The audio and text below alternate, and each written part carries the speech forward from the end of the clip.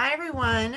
Thank you for joining us tonight. We are going to be introducing a number of MLER alumni from the School of Management and Labor Relations. My name is Jacqueline McGinnis. I'm a career management specialist with the SMLR Career Services team. And tonight we have a group of panelists, as well as Dr. Fran Ryan, who is the program director for the MLER program. Fran, would you like to introduce yourself? Sure. Fran Ryan is my name. I've been at Rutgers for 8 years now, and I know a lot of you on the panel, and I'm pleased to meet some new panelists tonight as well. So I just want to welcome you all, and just the wisdom that will come from this panel, I think, will be useful to many of the students on the call. Great, thanks. So Helen, if you'd like to kick it off, would you mind just introducing yourself briefly and sharing a little bit about your role? And then I'll have Adam go next. Sure. My name is Helen Crossen. I'm the head of HR, Chief Administrative Officer for Annaly Capital. Annaly is a mortgage real estate investment trust. It's the largest mortgage REIT on the New York Stock Exchange. I've got responsibility for the entire team and all organizational matters. And I look forward to spending time with the panel and all the alumni. Thank you, Jacqueline. Adam? Great. Yes.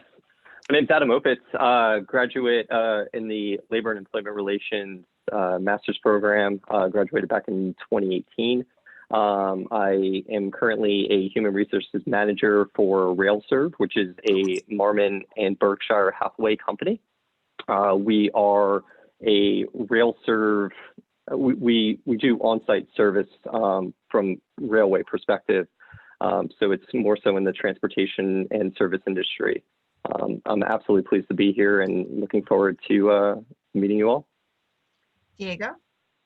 Hi, everybody. I'm Diego Santelices. I'm currently a field rep for SEIU 1021. I represent about 2,000 members, mostly in the public sector now. I used to represent private sector hospital, Kaiser Hospital here in Santa Rosa, and also adjunct professors. But now I mostly represent county workers and public works workers in certain cities. Great. Cheryl?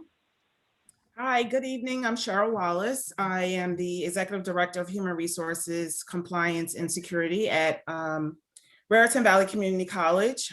We serve students in Hunterdon and Somerset County, and I have been with Raritan since 2007. I have progressed over time at Raritan and went into this new role probably, I guess it's been 4 years now, but have always been in human resources. And I am a 2015 graduate. Thank you.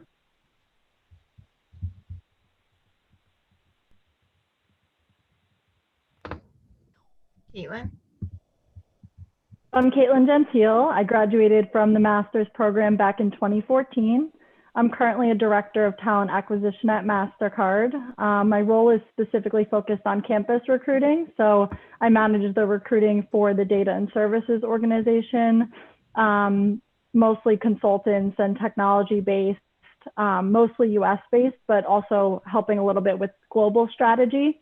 My background is also in campus recruiting. So I actually just started at MasterCard about 2 months ago. Before that, I was at Verizon for about 6 years, managing their campus program there. Thank you.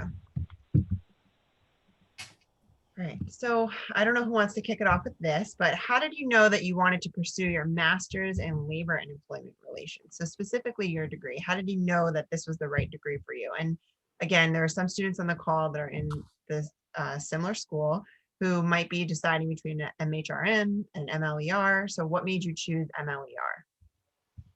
I can go, Jacqueline. Yep. Yeah. So the reason why I decided to pursue the Master's in Labor and Employment Relations was because at the time I was working as an external organizer, which basically meant I was getting not yet union folks to become union. And so I wanted to help elevate myself in my career path to become a rep. to do contract negotiations and everything like that. This program specifically helped got me into that role, and I was able to take classes. Like my first class, I believe, was actually negotiations, which helped me out a lot further down in my career now that I'm doing my own contracts. Great. I'll go next. Oh, Adam and then Cheryl. Okay. Perfect. So when it comes down to it, it's actually humorous how I ended up in the MLER program. I actually was was looking to pursue a PhD in sociology. I wasn't even considering MLER, honestly, until I got into the workforce. I landed a job with Verizon, actually, in sales. And, I started to learn more about the operations and things of that sort. And I'll be honest, I was received notice about the opportunity, did some more research, and also too, my father is a laborer. So I had some knowledge as to, what it was all about and things of that sort. And, as I kind of dug deeper and deeper in the curiosity, I changed my career path from going for a PhD to joining the master's program. And I'll be totally honest, I have zero regrets of doing it because it really encompasses all of my interests, when it comes down to law, when it comes down to conflict dispute resolution, which a lot of my background is in regards to that from an employee relations perspective. Negotiations, shout out to Bill Dwyer. If you haven't had him, you should. He's absolutely a phenomenal faculty and a great person to network with. But all in all, when it came down to it, the faculty and the curriculum and again, the interest that I had for this type of topical area was what attracted me to this program. Cheryl? So if I'm being honest, I didn't know, but it was the one piece that was missing from my background and experience. I would consider myself a non-traditional graduate student. I mean, I guess it's never too late to get your degree, but I am a little bit older. I had already been out of school, my undergraduate, 30 years, but working in human resources, I had already had experience in pretty much all of the functions within HR, except for labor relations and a little bit of employee relations. So, with much encouragement from my supporters at my at the college, looking into my future, it was just the right move, and it was the right opportunity to bridge that gap between what I had already knew and the work that I had been doing with the work that I needed to continue doing or continue to learn. And what it did was it connected those dots for me. So I didn't know at first, but being in human resources all of this time for the past 25 years, it was the next step for me in order to also, elevate myself in my career with my career options. Helen and then Caitlyn, you want to share? Yeah, well, I graduated from the program in 2000. I was going way back. I mean, I knew I wanted to sort of pursue a career in HR, and that's really what sort of took me into the master's program. And, at the time, companies like IBM and GE were recruiting, and master's was just sort of a ticket to entry in many ways. And so that was the reason why I went on to pursue the master's. But it definitely enabled me to do much more than I would have imagined. And then post the master's degree, I worked for a few years in HR and then went back to law school.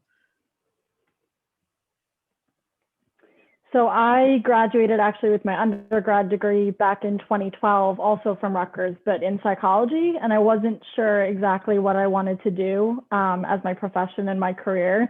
So I feel like coming into this type of degree, it was a good bridge for me to still be kind of working with people and understanding people, but also getting more of like that corporate and business side of things and learning that as well.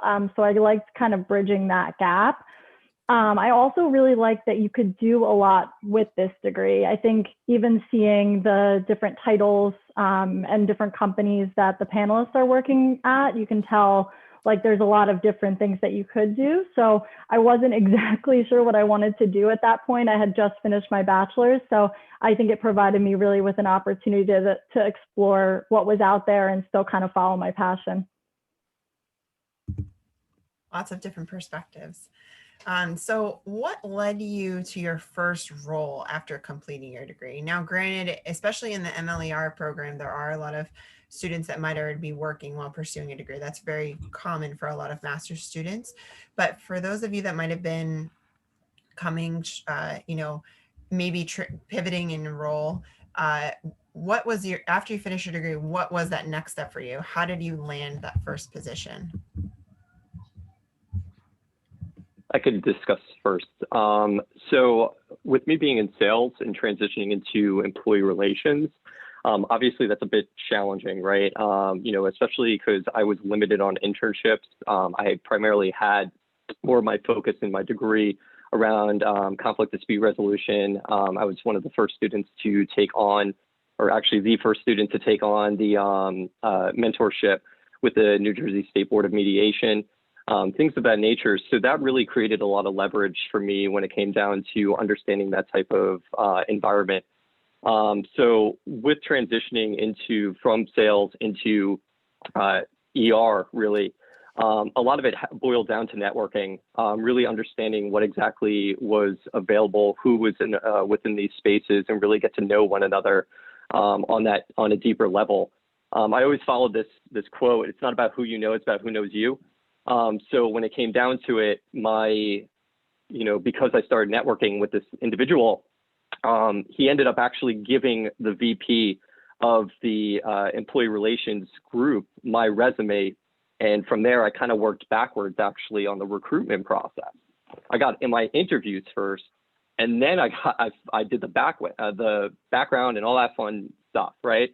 So when it came down to it, it really boils down to, I would say it's great to have the experience, but you to develop that network and really show that you have a passion for it, things along those lines, that can really take you far as well.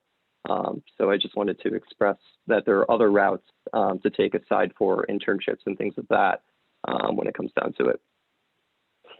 And I just want to piggyback off that too, because I had kind of more of a non-traditional background too. So I think for me, I put a lot of resumes out there. I tried to interact with as many recruiters as I possibly could.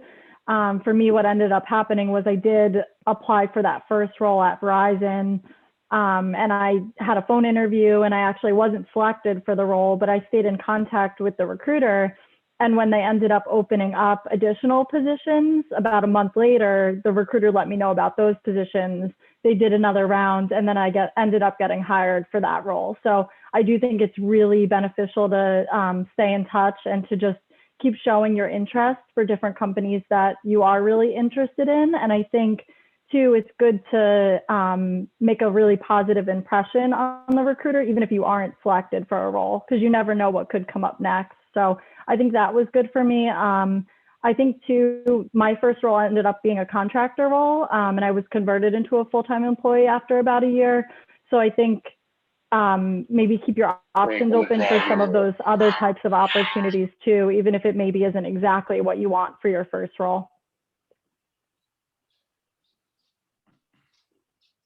Yeah, and I would agree. I mean, my first role was so many years ago, but I do think what Adam shared and Caitlyn shared are the cornerstones to sort of any successful career. It's good relationships, making sure you're really interested. I mean, at the time, and I know companies still come to campus to recruit, but I was really interested in certain companies, and IBM was one of them.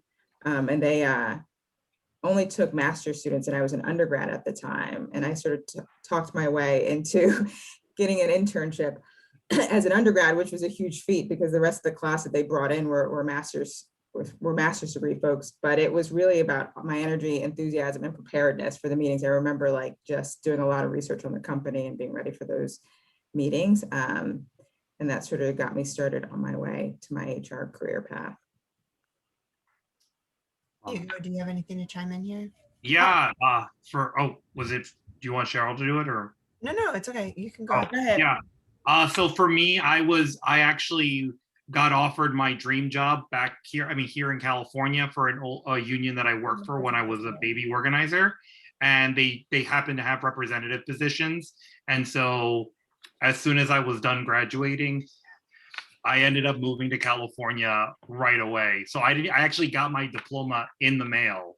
So, and so, but again, as I said before, like everyone else has said, I'm not going to retread it too much, but like networking, the only reason why I got that position the way I got it was because of the hard work that they knew how hard I worked when I was a baby organizer, when I didn't have to put in as much effort as I did. And they were very much appreciative of that. And, even though I'm no longer with that local, it wasn't because I didn't want to, it was for other reasons. So, but yeah, I totally agree with everything. It is really who knows you. And I've seen that happen all the time. Cheryl, was there anything you wanted to chime in here? Yeah, I just wanted to, again, my path has been slightly different. My experience has been from within. And so, I had great mentors within Raritan, or one mentor, I should say, who really gave me the opportunity. I mean, I had already been in HR. I had worked at ETS for 7 years before I had come to RV, but now, right, the bulk of my experience has been at Raritan, really as a journalist. Even when I first started as an HR manager, my primary focus was recruitment, but I still was responsible for all the functions that exist within human resources. But from within, I mean, I think you have to, sometimes people tend to say, that's not my job, or I don't know how to do it. I'm a believer that whatever somebody throws at you, as long as it's morally and legally, not jeopardizing that, I think it's important to take on those roles and whatever I was asked of me, or whatever I wasn't familiar with or didn't know, even starting out with, like Title IX investigations, I wanted to be a part of that. And so I gained a lot of my experiences working within. And again, just being in higher ed, period, that is the natural expectation, is education, right? And so pursuing, especially if you want to be part of the leadership, I knew I needed my master's degree. And so again, I wanted to stay in HR and growing, and I knew I had more opportunities within. That may not be easy, because as we saw today, the former president is going to make his opinions known. We're gonna make sure everybody's on mute. Ryan, reporting from North Carolina, of course, thank you. Ryan, joining us now, the chairman of the House Intelligence Committee, Democratic Congressman Adam Schiff. Congressman. Sorry, it took me a minute to find that. Oh, that's okay. So yeah, I don't want to keep beating the dead horse, but yeah, I've moved from within.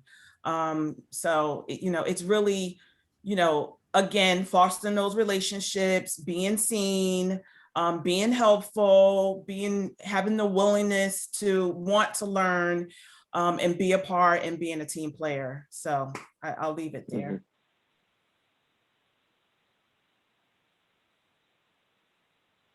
Great. Jess, do you want to pose that question? There was a question in the chat that came through. So the second one, Milton was asking, what advice would the panel give to someone starting a second career with this degree as they begin looking for a first opportunity in this field? Is there a way to leverage my first career experience? It's kind of shifting careers. How can you pivot? I would say, yeah. I would say yes. I mean, I came from sales going into employee relations, right? So to give kind of an example, a lot of the skill sets that are involved in sales, I mean, communication, right?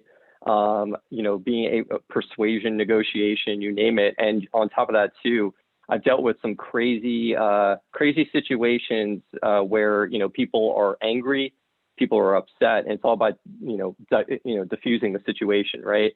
So these skill sets that are a part of that, that type of environment, for example, was able to translate into the employee relations space. Now, let me just take a step back. So for those who may not be familiar with employee relations, what I primarily did with my prior company, I worked for ADP, which is a very large payroll company and now merging into tech. Our group was designated for Title VII cases, discrimination, harassment, things of that sort, data security investigations, things like that. So a lot of those skills, as mentioned from a sales perspective, really did benefit me long-term, especially when it boiled down to communication, keeping things simple. I know a lot of people tend to, that's very challenging in these types of roles, right? Because there's a lot we want to express. But, it really honed my skills from a communication standpoint and things of that nature. If I may ask, who's that, Greg? What career are you in currently, if I may ask, and what are you looking to transition? You said, let me just make sure I read it's Milton. Greg is the first. Yeah, what career? Oh, it's not listed. Sorry, Milton. What career are you currently in? So I was in sales and management at restaurants for about 20 years, and that came to an end when I lost my job, and I've gone back to school and I'm starting a new career. I hope with this degree, I'm hoping to enter something like HR or employment relations. Yeah, absolutely. So you and I share a similar background, right? Right, Milton? So, we have a sales technique in that sense. And I also was a manager for a period of time in Verizon, right? So when it came down to it, with those types of interactions, how to manage people, leadership qualities, things of that sort, those are easy skills to, you're a salesperson, right? You're going to sell those skills and incorporate it within what the framework is of that job description or whatever you're looking to go with. Obviously, it's not limited to employee relations or labor relations. If you wanted to go into, a strategy or anything of that sort, problem-solving skills, you name it, those are the, I would say, quintessential, right, areas to focus in and how to market yourself. Of course, Milton, feel free after this call if you want, you want to engage in more conversation. I'm absolutely willing to discuss with you to get some more insight on how to translate that as well. But I just want to throw my 2 cents with that, and I appreciate you sharing your past career. So thank you. If we can move to the next question, just another panelist can answer this one. And Fran, actually, if you want to chime in, this was a question from Greg. He said, would someone with a compensation background professionally be better suited for an MLER or an MHRM? Can folks move from compensation to employee/labor relations? So maybe Fran, if you want to chime in on that, and then maybe one other panelist. Yeah, that's a very common question that I get from prospective students who are interested in the general theme of employment relations and HR, and so we have at SMLR, the HR section as well as the employment relations, and they rhyme, they're very similar. There are variations in terms of sometimes the kinds of questions and the kinds of classes that both of the areas advance. In some ways, I always say that the labor studies side tends to be more philosophical in the kind of questions that it asked about the nature of decent work in the 21st century. What is decent work is, I think, a key question that comes up. They are very similar skills. Sometimes I think that some of the classes in HR, things like compensation, staffing, they do present skill sets that are very specific to, let's say, HR programs, vestibule programs when people are coming in. But I know that, and Jacqueline, this is something you can comment on as well, that the kinds of jobs that students who come out of MLER are very similar in many ways to what HRM students achieve as well. So I think that it's really the Rutgers name that tends to be really well known in the region, especially in terms of the kind of skills and the kind of the knowledge base that our students bring to the job market. I agree. I'll just chime in quickly. Yes, the jobs can be very similar. As you can see, you could, with an MLER comp background, you could still transition to labor relations. You can see how someone with a variety of different backgrounds could end up working for a labor union. So I think it boils down to what all the panelists have kind of alluded to. It matters who you know, what skill sets you want to gain, and that you can prove that you have ability to do. And to Fran's point, I think I would recommend that you choose a degree that you feel you'd be most interested in so that you can do well.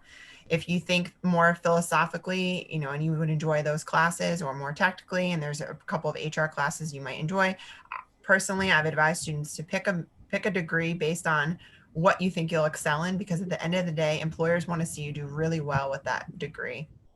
So if you can finish strong and you can come out with transferable skills, regardless of what you want to do, your major, and I know we're talking about master's degrees in this sense, but your major, your degree does not necessarily align you with one specific job. So that's my advice. But if you are, interested in either of the programs, maybe you didn't hear in the beginning, but Dr. Fran Ryan is the program director for the MLER degree.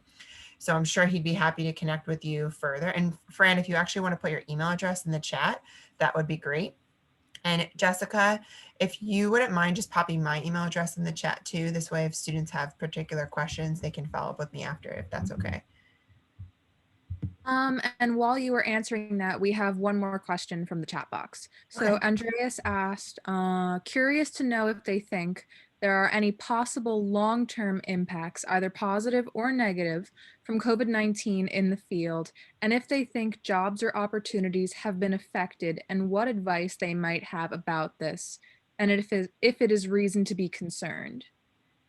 So if anyone has any thoughts. I can speak to this. At least in the public sector, I feel like this is going to change absolutely the way we work or how we conceive of work. For example, in my largest chapter, which is the County of Sonoma, we've actually seen productivity rise now that folks are being able to work from home. And it's actually like a really amazing thing to watch how some of my departments that were very hesitant about working from home and the idea of having people work from home because of the quote unquote like the public facing aspect of it, they're actually really turning around to it. And even in areas where no one likes to go to the permit section of the county, right? But now everyone loves them because they're getting these permits taken out very quickly, and all the work that needs to be done is being handled very, very efficiently now that everyone's working from home. So I think that this is going to be a very interesting change. I think that I don't see us going back. I feel like working from home is going to become the new normal. I think that's how I'm seeing it right now, because if the public sector is moving towards that, I think that that's going to be, we'll start seeing that more in the private sector. And I do think that there might be some concerns in some industries where automation could take over some jobs and other things like of that nature, and some service sector jobs might be lost during this. But I think that we're in a new era of working and what it means to be working. Helen?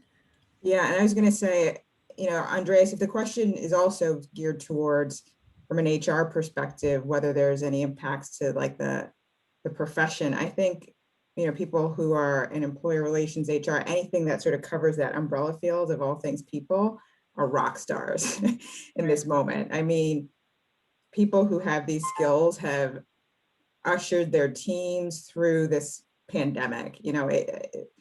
HR has been elevated over the course of this pandemic, and I'm sure in employer relations and people who are working in public and private, I think universally, anybody who's entering this field is entering in a state where people who you work with, line professionals, appreciate the function even more than they did pre-COVID, and appreciate the impact that the function bears on how organizations work and institutions work. So I think it's an awesome time, and I think there's sort of more opportunity for HR people as we sort of go forward in labor talent. I sort of consider myself a lover of all things labor and employment. So I just would say ditto. Helen, very well said. Nothing to add. It's a shame, not a shame. I hate to say it. I've never felt more secure than in this moment. There is so much work that is occurring, because of the pandemic, and people are in need. People are, we're just, my team we have not stopped, and we're on campus when others aren't on campus, because we are for the people, right? We are human resources. We are the advocates, and, the comforters, and we're the go-to people. I don't think our profession is suffering right now, not at all. I echo that too. Cheryl and Helen, you couldn't have said it any better. I'm going to compliment both of you, because in all honesty, when it comes down to it, it blew my mind, right? It really blew my mind in the sense of how I woke up and I said, wow, I'm not nervous. You know what I'm saying? I'm actually able to, do things and know that my worth is value. And there's not a second thought. As you know, to echo both Cheryl and Helen, HR was 100% leveraged during these times, especially within my new industry that I'm in. So I transitioned from ADP to RailServe, and my, our I call them clients, but employees, right, customers, are in the field switching trains. And you can't really, you can't get out of that type of environment, even with COVID in mind. So we as HR need to strategize and manage that as well, and make sure that we are the ones to, align with, state law, federal law, you name it. A site leader, people of that, they have other priorities. So HR is really levered. We're, at least what I can see in our company, we're leveraging HR, right, to its fullest extent. And I mean, don't get me wrong, I'm pulling long hours. I'm not going to deny that, right? I'm definitely not going to deny that. But I wake up every day thankful, because, I know that we are needed and we are wanted and we are respected. And that is really what any person in any career would want, So I think this is unfortunate times. However, from an HR perspective, it's continuously growing, no matter what industry you're in, tech, anything, doesn't matter. Great. All right. So we're going to move to the next question. And then Caitlyn, I'm going to have you kick this one off. What skills did you gain from your MLER degree that have helped you succeed in your career? I think some of the really transferable skills that we discussed are what I gained from this. So one being kind of like communication skills, being able to take what I did during group projects during class and kind of use those same skills to interact with people in the workplace, because you don't know how much time you'll be spending in meetings, or being able to interact with others just through email and IMs, text calls. So there's so many different ways that we're interacting with each other. And I think a lot of those skills came from my education. And I think to that same point, collaboration was a big one too. I did a lot of kind of group projects throughout my time in the program, and they kind of made me see how to work together with other people, and just kind of like make sure everyone's getting work done and has an understanding of projects and all that. Okay, and then I'm actually going to rephrase this a little bit. And Diego, I would like to hear your opinion on this. So from your perspective, and working within a labor organization and a labor union, what is one skill that you feel is imperative that students should have when they're finishing a degree, whether it's undergrad or grad, in labor relations? Oh man, that's like trying to put you on the spot. Sorry. Yeah, that's like trying to describe the meaning of life in 500 words or less, right? So definitely, de-escalation, right? So I think, especially during this COVID, like I share a lot of everyone else's experiences dealing with people in this, and being able to talk to people in a way that gets them to do what they have to do, even if they don't like it, is a critical life skill that will help you in any way. And like, I forget, is it Gentile? I don't want to pronounce it incorrectly. Caitlyn, yes. What she said was like working in group projects, like I can work in a team, but it's not my favorite thing to do. And I definitely learned working collaborative with people is something that helped me out a lot. And this program really did help me with that. And especially sometimes when I didn't get along with the team that I had for whatever reason, it doesn't matter. But we actually ended up knocking it out of the ballpark because, you know, I brought some things to the table, they brought things to the table, and we actually worked well together after we got through the not liking each other too well. What a life. All right, Helen, I'm going to pose this question to you. So what resources do you recommend that individuals use when finding a job? So we understand networking is the number one resource in a sense, even though it's not necessarily a tangible thing. But beyond that, what advice do you have in regards to tangible resources that people should use?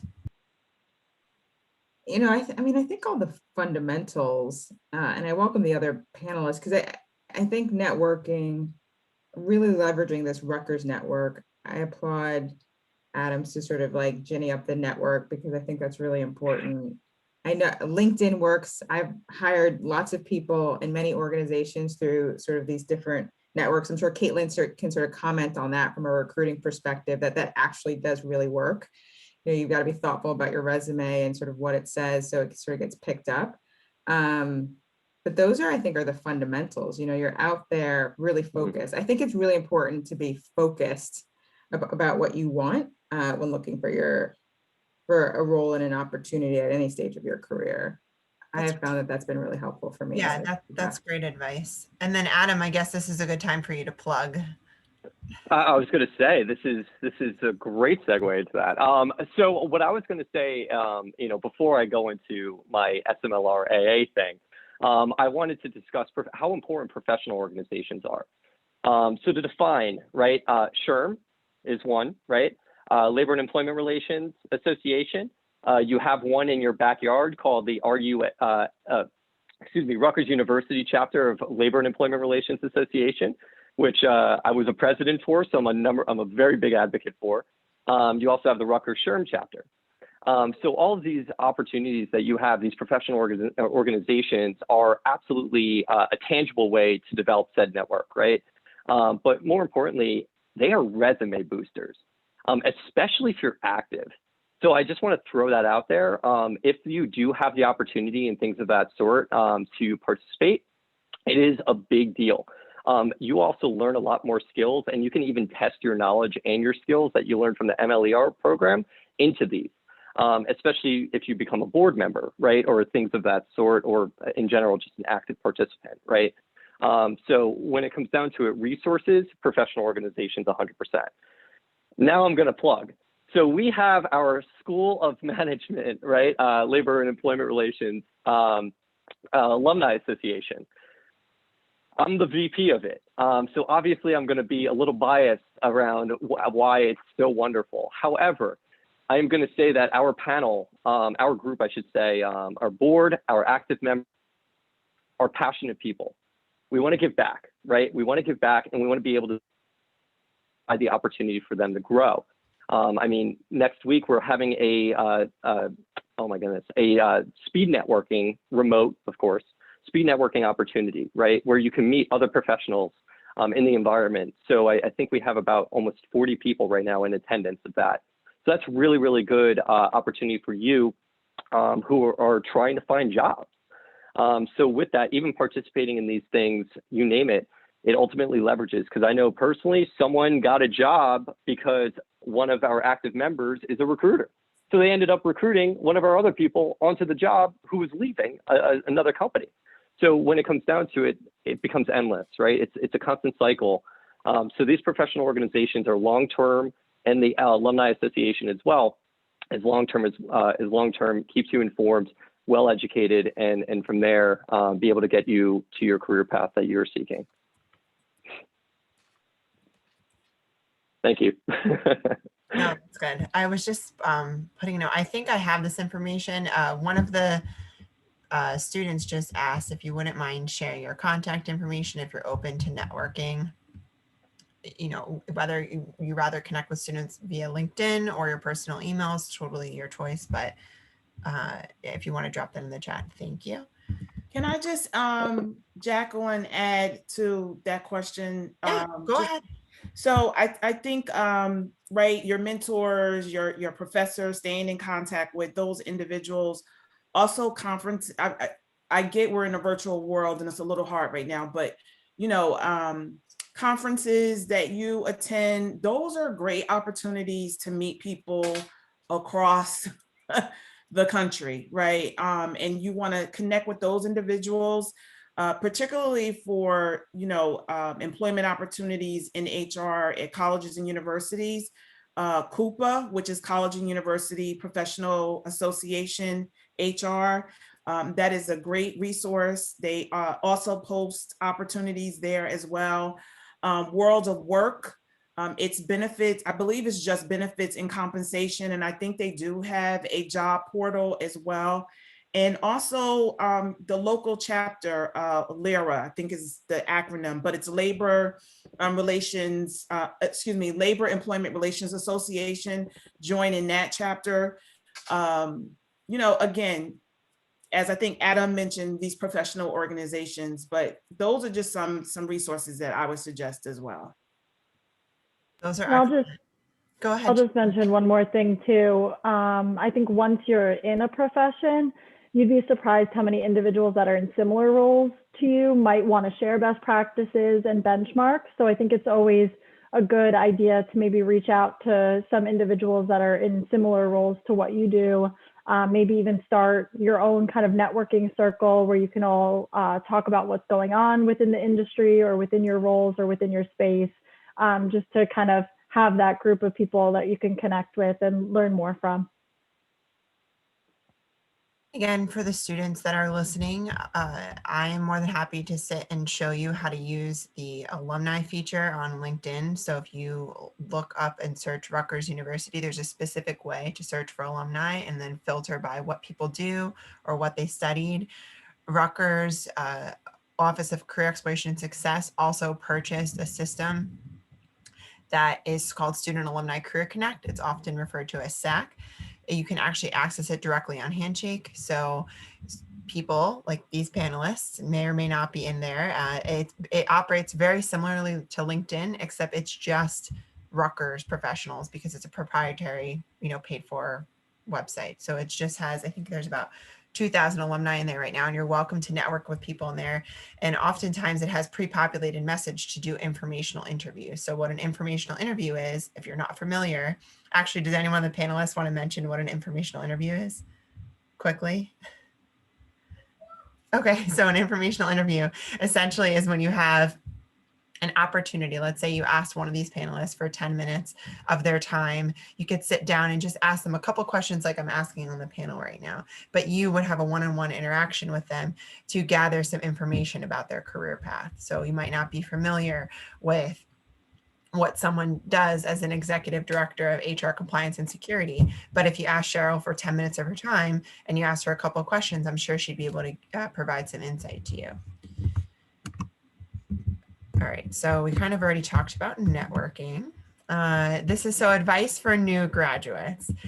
Thinking back again, maybe, you know, let's talk about your undergrad degree. When you were fresh finishing your undergraduate degree, whenever that was for you, what advice do you have for students? And, you know, they'll be transitioning. Some of the students on this call might be graduating in a few months, transitioning to the workforce, specifically within the industries that you each work in. What advice do you have for new grads? And if everyone can answer this, I think this would be great. Caitlyn, do you want to kick it off? Sure.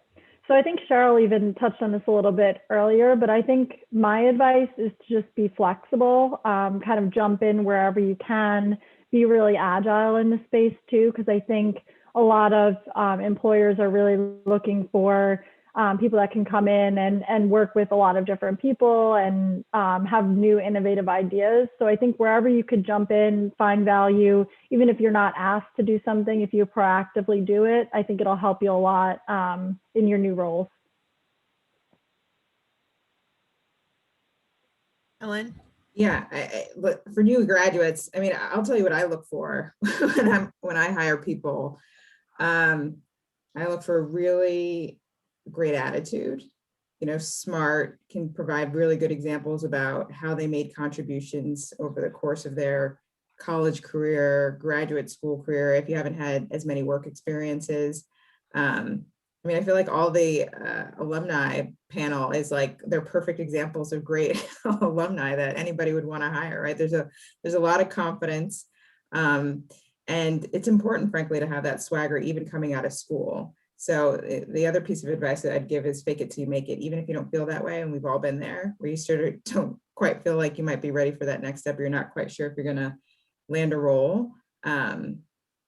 Just tell yourself you are and do your best and just have a great attitude. If I pick up on somebody who doesn't have like a really good attitude, that tells me a lot about what they're going to be like to work with. I mean, that's like a deal breaker, irrespective of the skill set. So.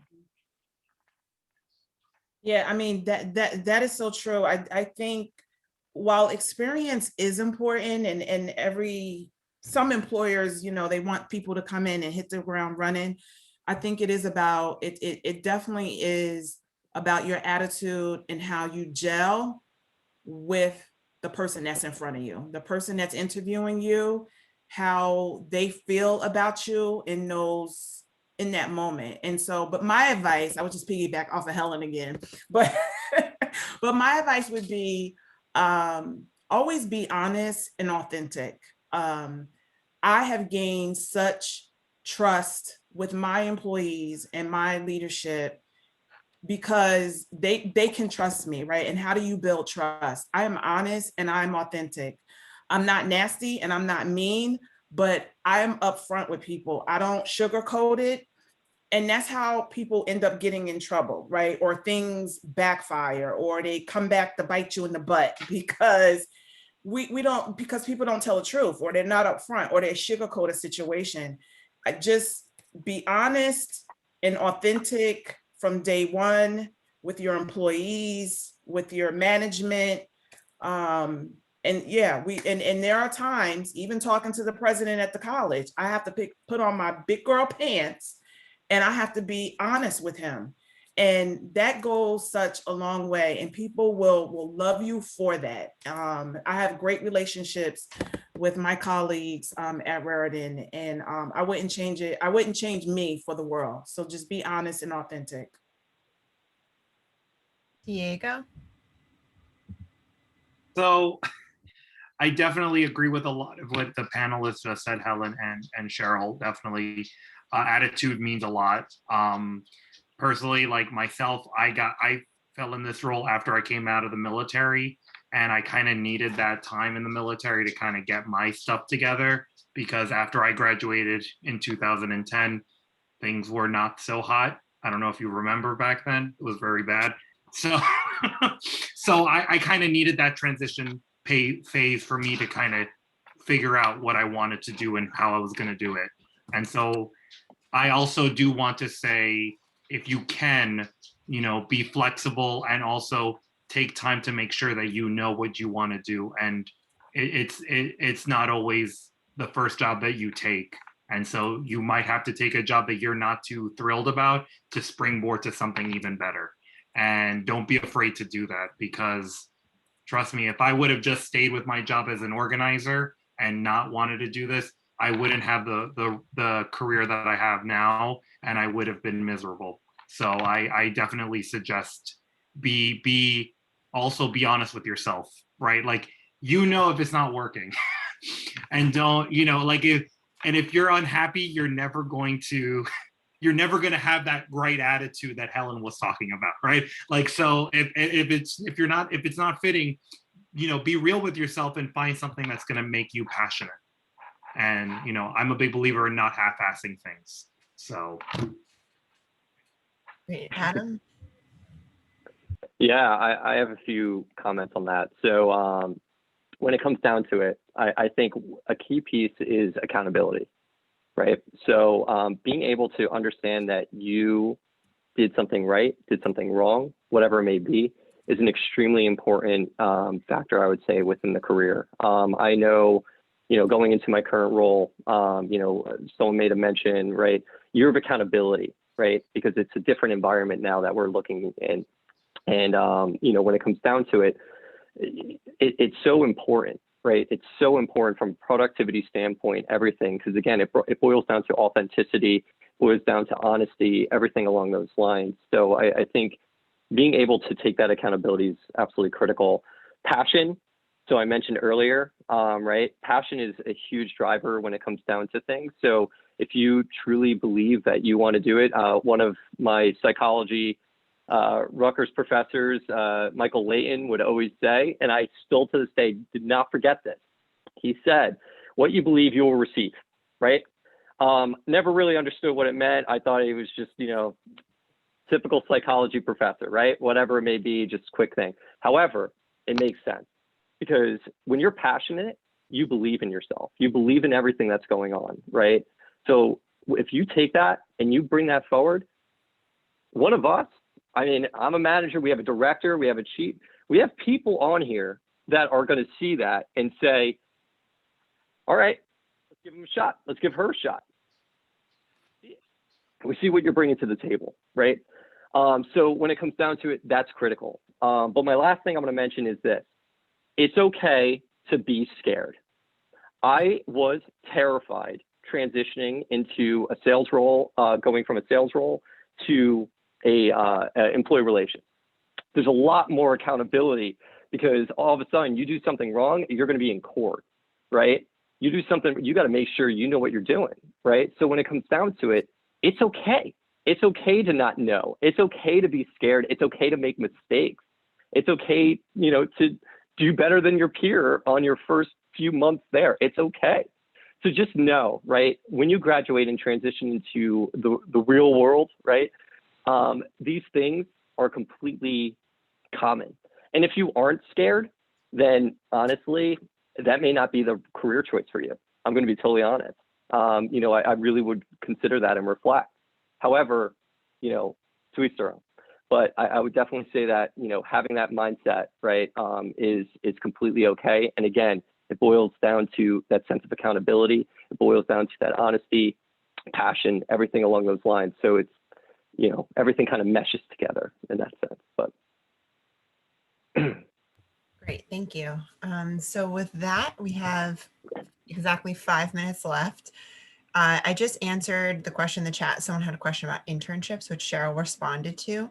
So just to reiterate all of that, internships, yes, while they're not necessarily required all the time in particular industries, they are a very good experience. And that's what Cheryl was mentioning, and I agree with her. Internships, if you're having trouble finding them, I'm happy to meet with you and we can discuss, where you've looked already. Again, networking is really large. When I was a student undergrad, I tell students this all the time. I did not apply to formal I think I applied to like a couple formal internships, but I had 3 internships and they were all through word of mouth and networking with people, and people were creating internships on the side.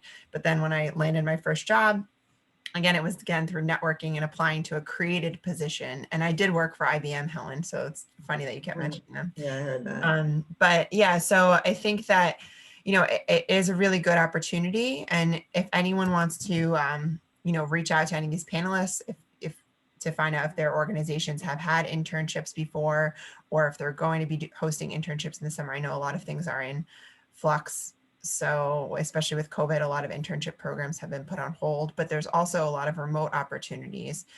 So with that, Fran, if there's anything you want to add in the last few minutes, feel free. Yeah, I really, Jacqueline, appreciate your leadership in putting this together. This is something that I think is just a great opportunity. And I think the panel itself, the talent we have here speaks for itself. And I'm just so pleased to be part of this community.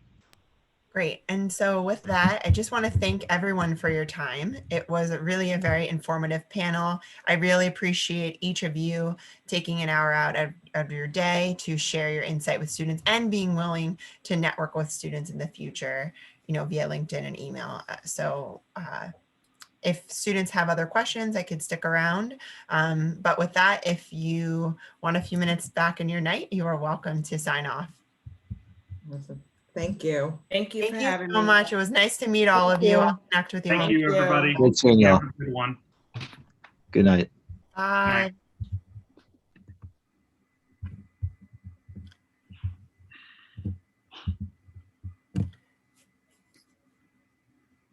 Andreas, Rachel, do you have any questions? Are you still there?